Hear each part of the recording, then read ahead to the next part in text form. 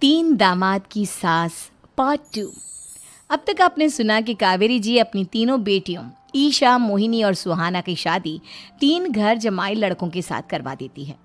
उन्हें लगता है कि ये लड़के शायद घर का कामकाज संभाल लेंगे, लेकिन उनके तीनों घर जमाई बहुत आलसी थे। वो नौकरी भी नहीं करते थे और बाहर का काम भी नहीं। कावेरी जी ने अपनी बेटियों से कहा कि वो प्रेगनेंसी का बहाना बनाकर अपने पतियों को सबक सिखाए। अब सुनिए आगे।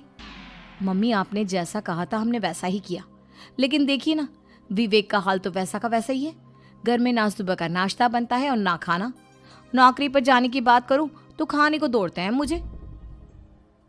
हाँ मम्मी, मैंने भी सुमित को कितनी बार कहा कि अगर नौकरी नहीं करनी तो कोई छोटी सी दुकान ही खोल लो, घर का खर्चा कैसे चलेगा। देखो दोपहर के 12 बजने आए और जनाब अभी तक सो रहे हैं। हाँ मम्मी, ईशा और सुहाना ठीक कहती हैं। अविनाश का भी यही हाल है। जब मैंने अपनी प्रेगनेंसी के बारे में कहा तो मुझसे कहने लगा, अरे दूसरी लड़कियां तो 9-9 महीने तक नौकरी करती है, बस डिलीवरी के टाइम छुट्टी लेती है। मोहिनी, तुम भी नौकरी करो। अब मुझे कहाँ नौकरी मिलेगी। मम्मी बताओ अब मैं क्या करूँ। हे भगवान, क्या सोचकर घर जमाई दामाद लाई थी मैं कि मेरी बेटियां मेरे पास रहेंगी और खुश रहेंगी, लेकिन इन आलसी दामादों ने तो हमारी जिंदगी को भी प्रॉब्लम में डाल दिया है। मैं तो कहती हूँ मम्मी, हम लोग वापस अपनी जॉब पर जाना शुरू कर देते हैं। बता देते हैं इन लोगों को कि हमने प्रेगनेंसी का बहाना किया है। नहीं नहीं बेटा, ऐसी गलती भी मत करना। अगर तुमने ऐसा किया तो इन तीनों की आदत और ख़राब हो जाएगी। अरे आज नहीं तो कल कभी तो तुम प्रेग्नेंट होगी, तब वापस यही प्रॉब्लम आएगी। तब क्या करोगी तुम तीनों। हाँ मम्मी, आपकी बात तो बिल्कुल सही है। इन लोगों को तो सुधारना ही पड़ेगा। लेकिन कैसे? अपने बच्चों के आने की खबर सुनकर भी इन लोगों पर कोई असर नहीं हो रहा। पैसे कमाने के लिए घर से बाहर निकलना ही नहीं चाहते ये तीनों। अब मेरे दिमाग में एक प्लान आया है। तुम तीनों चिंता मत करो, उन तीनों को बुलाओ, फिर मैं बात करती हूँ। थोड़ी देर बाद कावेरी जी अपने तीनों दामादों को सामने बुलाकर अपनी बात कहना शुरू करती हैं। अविनाश, सुमित और विवेक, देखो बेटा, मैं ना तुम तीनों से बड़ा प्यार करती हूँ, इसीलिए तो तुम्हें घर जमाई बना कर रखा है मैंने। अरे मम्मी जी, सीधे सीधे कहिए ना, क्या बात है। प्यार तो हम भी आपको बहुत करते हैं। अरे मम्मी जी, आपकी इज्जत भी बहुत करते हैं। अरे भाई, आपके जैसी सास और कमाने वाली बीवी सबको मिलती है क्या? हाँ मम्मी, विवेक और सुमित ठीक कह रहे हैं। आपकी बेटी से शादी करके मेरी तो ज़िंदगी ही अच्छी हो गई है। जानती हूँ मैं, और ये भी जानती हूँ कि तुम तीनों अपने अपनी बीवियों से बहुत प्यार करते हो। बेटा, बात ऐसी है कि हमारे कुल गुरु ने कहा है कि प्रेग्नेंट होने के बाद मेरी तीनों बेटियाँ शुरू के 4 महीने हमारे गांव में जाकर रहेगी, जहाँ मेरे चाचा जी रहते हैं। अरे लेकिन क्यों मम्मी, गांव में जाकर रहने की क्या ज़रूरत है इन तीनों को। वो क्या है ना बेटा, हमारे परिवार को एक श्राप है। अगर मेरी बेटियों ने यहाँ पर बच्चा पैदा करने की कोशिश की तो उनके बच्चों को कुछ भी हो सकता है। इसलिए अब से लेकर 4 महीने पूरे होने तक इन्हें गांव वाले घर में रहना पड़ेगा।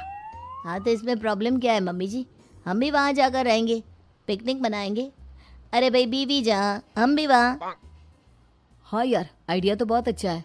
शहर की ज़िंदगी में रह रहकर परेशान हो चुके हैं, अब कुछ दिन गांव में बिताएंगे। तुम लोग समझने की कोशिश क्यों नहीं करते। तुम में से कोई भी वहाँ नहीं जा सकता, और मैं यहाँ रहूँगी ना तुम तीनों के साथ। 4 महीने की तो बात है, उसके बाद ये तीनों ही लौट कर आ जाएंगी। ठीक है मम्मी जी, अब हमारे बच्चों का सवाल है तो ये तो करना ही पड़ेगा। कावेरी अपनी तीनों बेटियों को कुछ दिन के लिए घर से बाहर कहीं दूसरे शहर में रहने के लिए भेज देती है। कुछ दिनों के बाद, अरे मम्मी जी, बहुत दिन से पिज्ज़ा नहीं खाया, मंगवाइए ना।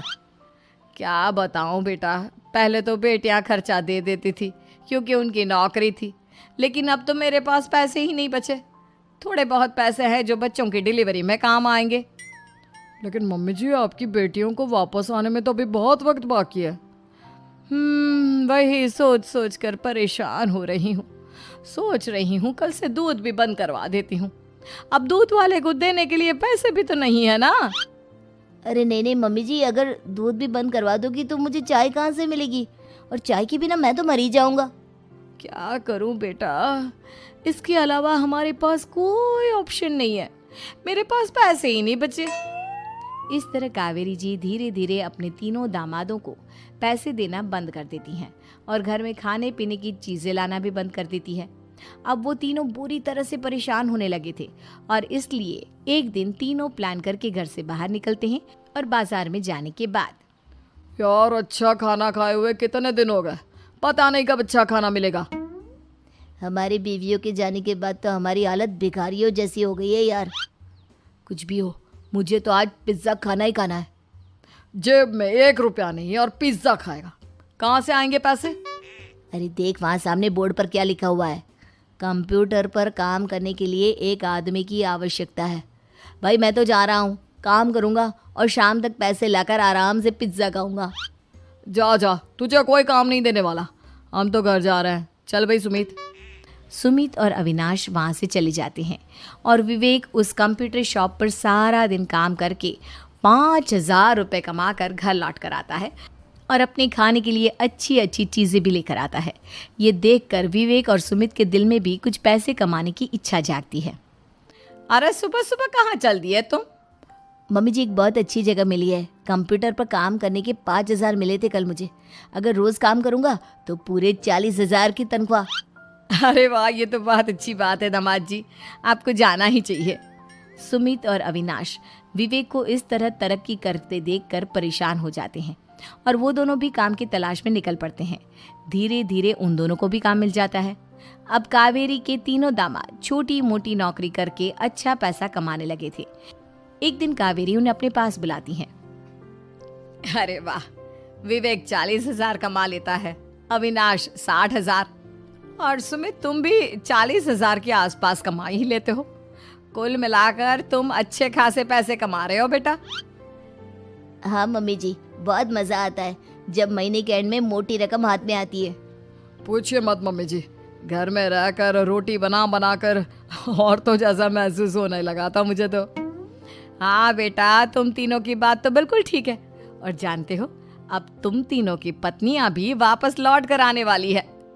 लेकिन मम्मी जी अभी तो उन्हें गए सिर्फ 2 महीने हुए हैं, आपने तो कहा था वो 4 महीने के बाद लौट कर आएंगी। ऐसा कुछ नहीं है बेटा, मैं सिर्फ तुम तीनों को सबक सिखाना चाहती थी कि आदमी घर में बैठकर बीवी की कमाई खाता हुआ अच्छा नहीं लगता। इस दुनिया में हर इंसान को मेहनत करनी चाहिए, काम करना चाहिए, चाहे वो औरत हो या आदमी, ताकि अपने परिवार को संभाल सके। कावेरी की बात सुनकर उन तीनों को अपनी गलती का एहसास होता है और कावेरी उन्हें सच बता देती है कि ईशा, सुहाना और मोहिनी शहर में ही कहीं दूसरी जगह रह रहे थे। शाम के वक्त उन तीनों की पत्नियां लौट कर आ जाती है और कावेरी जी का परिवार एक खुशहाल परिवार